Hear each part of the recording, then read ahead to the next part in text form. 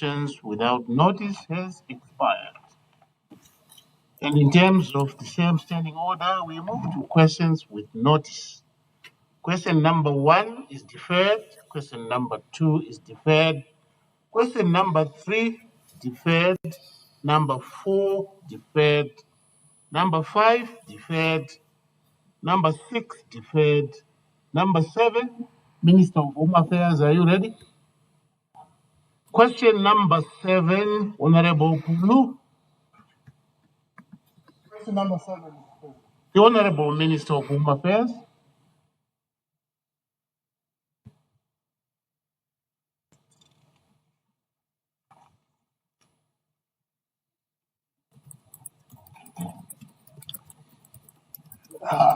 Thank you, Mr. President. Mr. President, I would like to thank Honorable Senator Pulu for such a pertinent question. The question is asking the Minister of Home Affairs and Cultural Heritage to inform the House on the recent developments by the Second Republic regarding the recognition of important historic monuments in history. That's A. B. To apprise the House whether the government officially recognizes King Mthwakazi's grave in Matobo Hills as a national monument. C. To explain the reasons for any delays in the granting of recognition of this grave as a national monument in view of the cultural and historical significance of this site. D. To elucidate on the steps that the government is undertaking or the government is taking or planning to take to ensure preservation and promotion of this important site.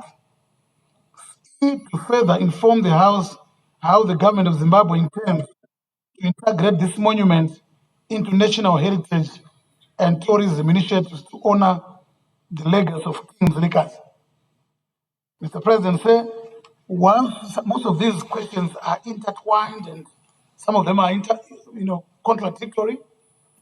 For starters, for example, one question is asking if this place has been recognized as a monument.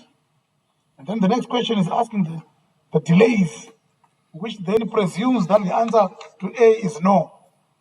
And then the third one is asking about the steps to elucidate preservation and promotion.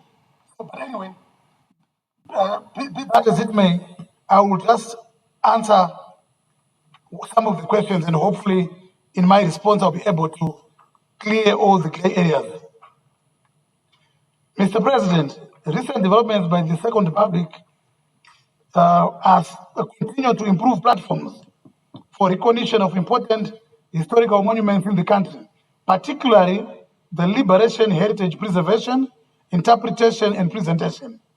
Through the vibrant Liberation War Heritage Memorialization Program, new heritage centers have been developed, Mr. President. Examples are at Pupu in Lupane, and that was commissioned by His Excellency the President. Kamungoma in Gutu, that's one of the example, again commissioned by the President. Butcher site in Rusape, Zapasi in Buhera, and recently Mtapa Hall in Midlands, and Sikombelo, Wawa Prison, and Connemara Prison in Midlands. These centers, Mr. President, contain important historical information about our long and painful journey towards self-rule.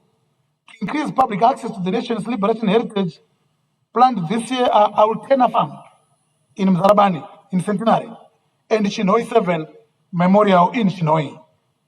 In addition, 14 new national monuments have been declared in 2024, while more than 10 others are being processed by the National Museums and Monuments of Zimbabwe Board for proclamation, emphasizing the country's commitment to preserving its historical and cultural heritage. Among the newly declared sites are significant landmarks linked to Zimbabwe's liberation struggle: Matumba 6, Gonakudzimwa restriction camp, and of course, Altena Farm. These declarations mark a pivotal moment in safeguarding Zimbabwe's legacy, aimed at promoting national identity, heritage tourism, and cultural education.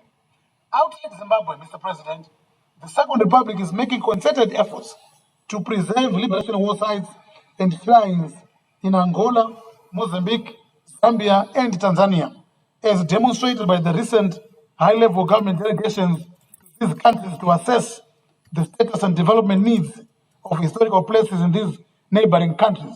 One such delegation was led by the Honorable Vice President, Comrade KCD Mohadi. Then the second part of the question B and the third part C. King Mthwakazi's grave is a national monument, Mr. President. National monument number 41 in our records.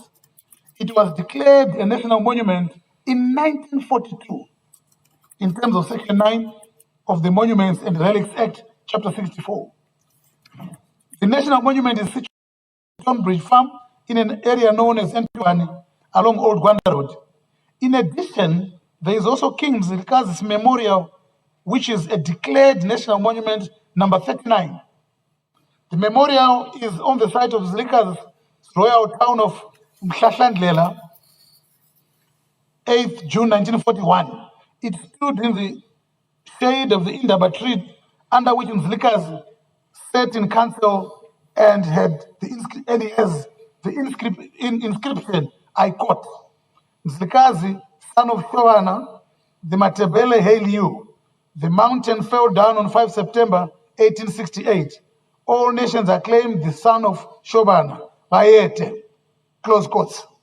The significance of the memorial is that it used to be a place where King Mthwakazi held his consultations with his indunas and followers. The memorial is located along Old Gwanda Road, approximately 22 kilometers away from Blue Whale. Now, the last part D of the question, which says steps that the government is undertaking or planning to take to ensure the preservation and promotion of this important site. Mr. President, my response is King Mthwakazi's grave is surrounded by a wall 9 by 2.1 meters and is within the Matopo World Heritage Landscape. The Ministry of Home Affairs and Cultural Heritage, through the National Museums and Monuments of Zimbabwe, is working in consultation with the communities on a broad trail of King Mthwakazi's legacy by nominating sites which are related to both King Mthwakazi and King Lobengula, such as Queen Loziva and Queen Lozikei's graves as part of Mthwakazi's legacy. In 2024, National Museums and Monuments of Zimbabwe submitted proclamation dossiers for Queen Loziva and Queen Lozikei's graves. National Museums and Monuments of Zimbabwe also participate in the yearly commemorations held at the Mhlahlandlela King Mthwakazi Memorial, Gadade, and Queen Lozikei. During this year's event, the National Museums and Monuments of Zimbabwe, through the Education Department at the Natural History Museums, embarked on an educational outreach and awareness on heritage, culture, and traditions at King Mthwakazi Memorial on the 5th of September 2025. Now, the last part of the question, how the government intends to integrate this monument into national heritage and tourism initiatives to honor the legacy of King Mthwakazi. Mr. President, my response is King Mthwakazi's grave national monument has never been a tourist attraction for cultural reasons. The family have always said no. This is a sacred place. It's not for tourists. However, of late, the Kumalos have now agreed to let people visit the gravesite. On the other hand, Mthwakazi Memorial at Mhlahlandlela, which is about 8 kilometers away from the king's grave, is a key location for the tourism and cultural celebration of King Mthwakazi's legacy, serving as a cultural center for the annual King Mthwakazi Day commemorations held in early September every year. The event includes traditional performances, cultural showcases, and tributes, attracting local and international visitors to honor the founding father of the Ndebele nation. It functions as a cultural hub. Traditional performances and various cultural expressions are showcased, providing insight into Ndebele heritage. The commemoration has become one of the most powerful expressions of cultural identity in Zimbabwe and has been covered and publicized by national television and media. NMMZ has been engaging with the Kumalos and the touring companies such as Black Rhino in modifying the boundaries by extending the boundaries at the King Mthwakazi's grave and King Mthwakazi's memorial to allow infrastructural development. The infrastructural development will include the custodians' houses, interpretive centers, ablution facilities, and water reticulation. The two sites were included in the 2026 Independence Celebrations Legacy Projects for the drilling of boreholes. I shall submit, Mr. President.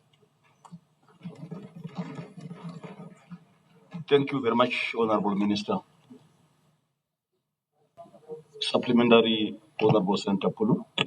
Thank you. I'd like to thank the Minister for a very comprehensive answer to the questions, albeit some of them seemed a bit contradictory, but I think on the whole, the House and the Minister will benefit from the fact that we do have a policy position, a broad one, on all the issues which can be found in one place for anyone to see, so that when we answer questions, we're able to. So I'm wholly satisfied with the answer. With just one thing, when might we be able to see the fruition of the progress with the discussion with the family, so that we may be able to visit the site?